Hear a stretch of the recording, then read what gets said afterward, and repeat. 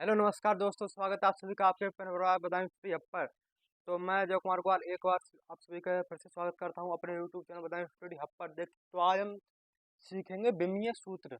बहुत ही महत्वपूर्ण टॉपिक है 11th 12th और आपके कॉम्पिटेटिव एग्जाम जैसे रेलवे में साइंस बहुत पूछी जाती है, तो उसके हिसाब से बहुत महत्वपूर्ण टॉपिक है। इसमें विमीय सूत्र, ठीक है, डायमेंशनल फार्मूलाज, ठीक है, ये बहुत ही महत्वपूर्ण सूत्र हैं। तो अगर आपको ये बनाने नहीं आते हैं तो आज की वीडियो आपके लिए है। और उससे पहले आप चैनल सब्सक्राइब कर दें और अपने दोस्तों से वीडियो ज़्यादा से ज़्यादा शेयर कर दें। आज मैं आपकी खोपड़ी में इस सूत्र को भर दूंगा, बिल्कुल छान छान के एक एक सूत्र को आपकी खोपड़ी में एकदम फिट ऐसे, ठीक है। देखिए, विमीय सूत्र कहते किसे हैं? देखिए, पहले तो हम इसकी डेफिनेशन सीख लेते हैं थोड़ी। किसी भी भौतिक राशि को एम एल तथा टी के घात के रूप में लिखना ही विमीय सूत्र कहलाता है। देखिए, एम एल टी के घात के रूप में लिखना ही विमीय सूत्र कहलाता है। ठीक है, भौतिक राशियां कुछ ये रही, भौतिक राशियां वैसे बहुत है, ठीक है, लेकिन कुछ भौतिक राशियां ये भी हैं, द्रव्यमान है, बल है, समय, धारा, ये कुछ महत्वपूर्ण राशियां मैंने ले ली हैं। इनके हिसाब से, सूत्रों के हिसाब से आज मैं बनाऊंगा, इसके बनवा कर दिखाऊंगा आपको, तो इनके हिसाब से ये बहुत बहुत महत्वपूर्ण है। तो देखिए, द्रव्यमान होता है, द्रव्यमान को इंग्लिश में मास कहते हैं, तो उसका एम से प्रदर्शित करते हैं उसे। लंबाई को एल से, लेंथ होती है वो, समय टाइम टी से, धारा एम्पियर तो ए से, ठीक है। तो ओके, तो देखिए, अब ये चीज तो आप सीख गए।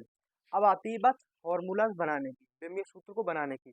अगर आपसे कोई पूछ ले भैया क्षेत्रफल का विमीय सूत्र बताना, बल का बताना, कार्य का बताना, विभव का बताना, प्रतिरोध का बताना है, तो आप कैसे बताएंगे? तो आप भाई, अब एक आध सूत्र हो तो रट भी सकते हैं हम, लेकिन बहुत सारे सूत्र हो तो रट भी नहीं सकते। तो काम क्या करते हैं हम, अब आपको हम सरल तरीके से बनाना सिखाते हैं कि आप बस 1 मिनट ना लगे, 30 सेकंड में बनाकर आप उसको दे दें। ऐसा तरीका बताएंगे आज हम आपको। तो क्षेत्रफल का विमीय सूत्र पूछ ले कोई, तो क्षेत्रफल का आपको सूत्र मालूम होना चाहिए, ठीक है। क्षेत्रफल का सूत्र मालूम है आपको? नहीं मालूम है? ठीक है, देखिए, तो क्षेत्रफल का जो सूत्र होता है वो होता है लंबाई गुणा चौड़ाई। लंबाई गुणा चौड़ाई क्षेत्रफल का ही सूत्र होता है, लंबाई गुणा चौड़ाई। बात समझ में आई? ठीक है। क्योंकि लंबाई को कम मैंने क्या कहता है, एल से, एल से प्रदर्शित करते हैं, तो एल लंबाई एल आ गई यहाँ पर, ठीक है, एल, ठीक है मेरे भाई, लंबाई एल आ गई यहाँ पर, ओके। गुणा चौड़ाई। अब भाई चौड़ाई को भैया आपने बताया नहीं, लंबाई को ही बताया। तो भाई अब एक बात बताइए आप, जैसे ये कोई चीज है, ये बॉक्स है कोई, अगर मैंने कहा इसकी लंबाई क्या है, तो क्या कहेंगे आप? भैया लंबाई ये वाली है, ये वाली। फिर मैं कहूँगा चौड़ाई कौन सी है? फिर आप कहेंगे ये वाली। तो मैं कहूँगा भैया आपको लंबाई तो, लंबाई में तो चौड़ाई भी तो लंबाई हो सकती है। अगर मैं कहूँ ये क्या है, अगर आप यहाँ से कहेंगे तो ये कहेंगे ये भी लंबाई है, ये भी लंबाई है। तो चौड़ाई भी, चौड़ाई ही लंबाई में आ जाती है, ठीक है। तो चौड़ाई को भी मैं एल से रिप्रेजेंट करेंगे, तो यहाँ पर भी एल, ओके भाई, एल आ गया। अब गुणा में घातें जोड़ी जाती हैं, अगर इनके ऊपर कोई घात नहीं है तो इनके ऊपर एक घात है, लिखी नहीं जाती है वो, लेकिन एक घात है।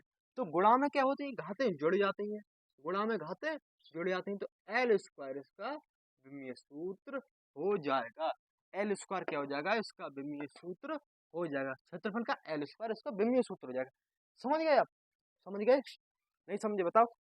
नहीं समझे? ठीक है, देखिए, अब आयतन का देखो, आयतन का, आयतन का क्या होगा भैया? तो आयतन का भी सूत्र आपको पता होना चाहिए, नहीं पता है तो देखिए, आयतन का जो सूत्र होता है वो तो लंबाई गुणा चौड़ाई गुणा ऊंचाई, ठीक है, ये होता है आयतन का सूत्र। अब भैया आपने बताया था कि लंबाई गुणा चौड़ाई गुणा ऊंचाई।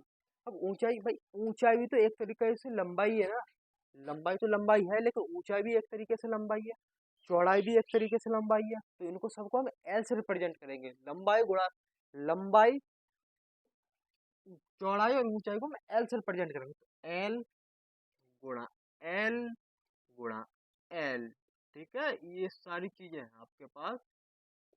तो आप क्या कहेंगे? अब आप कहेंगे भैया कि गुणा में जो घाते हैं वो जुड़ जाती हैं, लेकिन आपके दिमाग में एक प्रश्न अभी भी आ रहा होगा, अभी आप समझे नहीं है, ठीक है। क्या आ रहा होगा कि एल के ऊपर तो घात कोई भी नहीं है। तो मैंने आपसे अभी कहा था कि एल के ऊपर जब कोई घात ना हो तो उसे एक मानते हैं। तो जब यहाँ 3 एल है तो एल तो एक ही बार रहेगा, लेकिन घातें आपस में जुड़ जाएंगी, तो एक दो तीन, तीन घातें हो गई तो एल क्यूब। इसका विमीय सूत्र क्या हो गया? L cube. इसका विमीय सूत्र हो गया एल क्यूब। आयतन का जो विमीय सूत्र हो गया वो हो गया एल क्यूब। समझ में आई? ठीक है। घनत्व का भैया बता दीजिए, घनत्व का क्या होता है? घनत्व का, तो घनत्व का पहले तो सूत्र बताइए आप क्या होता है। तो घनत्व का जो सूत्र होता है वो होता है द्रव्यमान बटे आयतन। द्रव्यमान बटे आयतन होता है, आपको भी पता है मुझे भी पता है, ठीक है। तो द्रव्यमान को कैसे करते हैं हम? एम से रिप्रेजेंट करते हैं और आयतन को वी से करते हैं। ओके भाई। अब द्रव्यमान को तो आपको पता है, द्रव्यमान को तो पता है एम, ठीक है, एम, एम हो गया। अब आयतन का तो आप अभी अभी निकाल के आ रहे हो ना, एल क्यूब।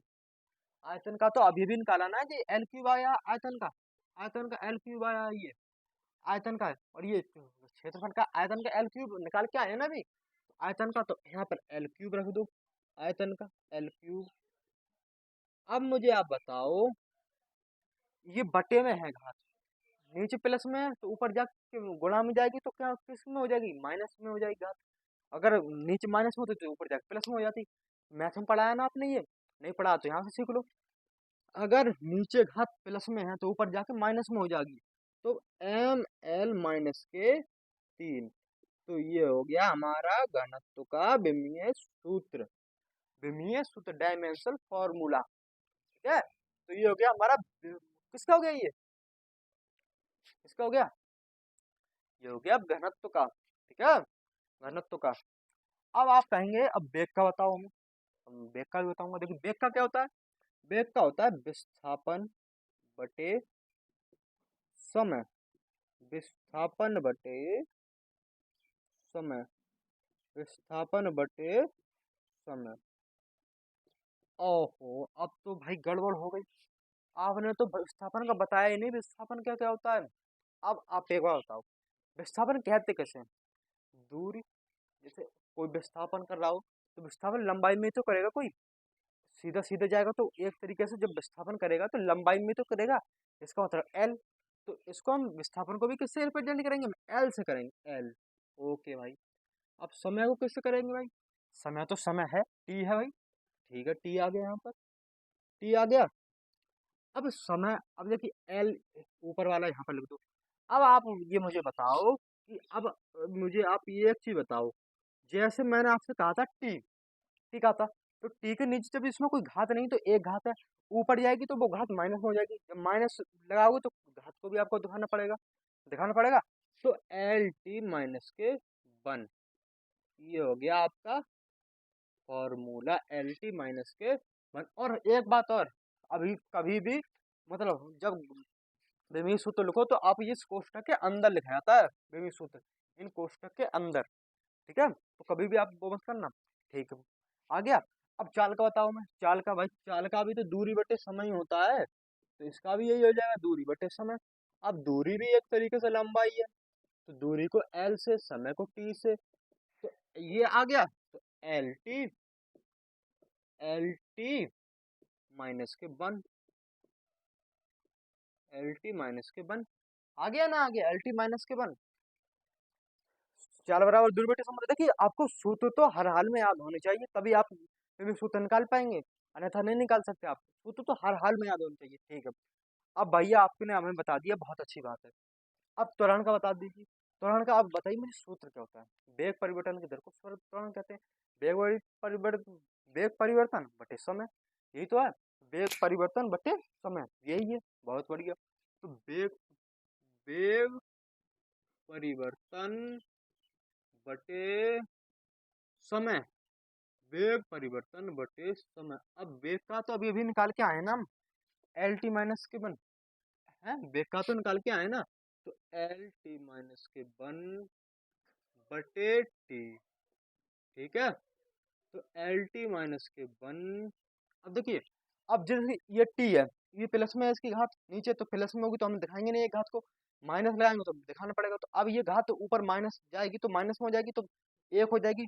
तो अब एक ये माइनस का, एक इसका माइनस का, तो देखिए अब ऐसे समझ लीजिए आप, एक, अब इसकी ये ऊपर गई तो इसकी माइनस में घात पहुंच गई। तो अब क्या होगा, एल टी माइनस के 2 घातें जब आपस में जुड़ जाएंगी, क्योंकि ये माइनस माइनस की है ना, इस वजह से घातें आपस में जुड़ जाएंगी। ओके, इसका भी आपने विभिन्न सूत्र निकाल लिया, बहुत बढ़िया।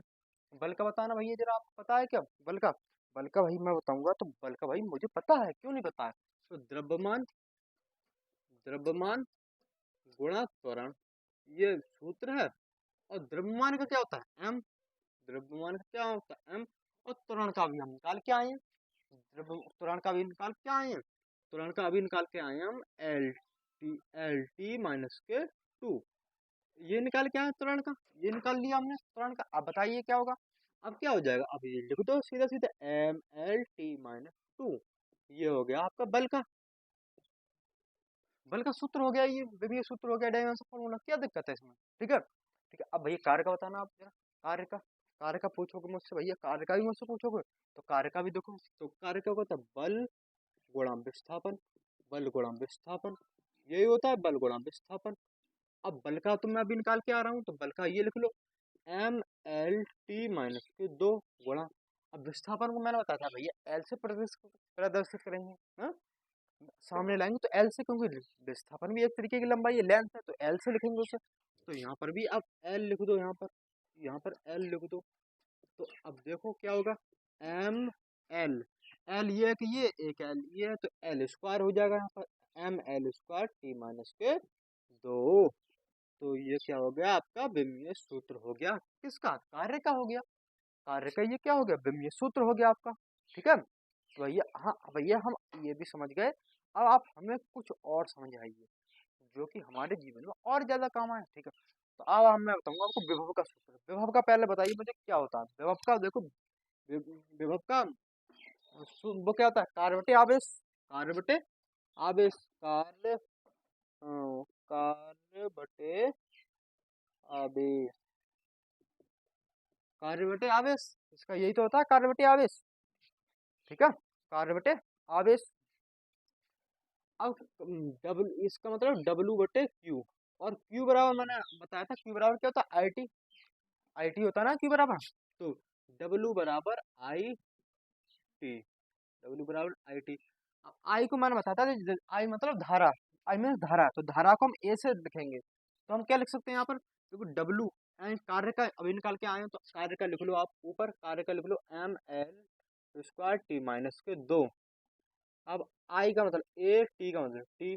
अब एक बात बताओ, अब ये ऊपर जाएगा M L square, M L square. अब टी नीचे प्लस में है तो ऊपर जाएगा माइनस में हो जाएगी, माइनस में हो जाएगी तो माइनस के एक, और ऊपर माइनस के दो, माइनस के एक और दो माइनस के तीन, तो टी माइनस के तीन बराबर और ए।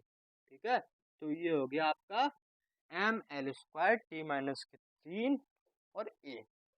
ये आपका विभव का विमीय सूत्र हो गया। ठीक है, आप बताओ भैया प्रतिरोध का, बहुत ज्यादा बोल रहे हो ना, प्रतिरोध का बताना जरा। प्रतिरोधक क्या होता है? विभव बटे धारा, विभव बटे धारा। तो विभव बटे धारा, आपको ये तो सूत्र हो गया इसका, विभव बटे धारा। तो धारा को मतलब ए से करेंगे, धारा को ए से लिखेंगे। विभव का भी हम निकाल के आ रहे हैं, तो विभव का देखिए, विभव का क्या है? एम एल स्क्वायर माइनस के तीन ए, और नीचे ए, यही लिखेंगे ना हम? क्यों भाई? यही लिखोगे भैया। अब क्या लिखोगे? M L square T minus के तीन, एक ये है ऊपर, ये माइनस का है और वो प्लस का है, फिर क्या हो जाएगा? तो तो ए माइनस का, ए माइनस का वन, यही हो जाएगा ना, ए माइनस का वन। ठीक है, ए माइनस का वन। तो ये चीज आपको समझ में आई? आई होप आपको बहुत ही अच्छी तरीके से ये चीज समझ में आई होगी। अगर वीडियो पसंद है वीडियो को लाइक करें, चैनल सब्सक्राइब करें। देखिए मुझे कितना पसीना आ गया, देखिए बहुत गर्मी में वीडियो बना रहा हूँ मैं। तो आप थोड़ा रिस्पॉन्स दीजिए मुझे अच्छा वाला। मिलते हैं और एक नई वीडियो के साथ, तब तक के लिए नमस्कार, धन्यवाद।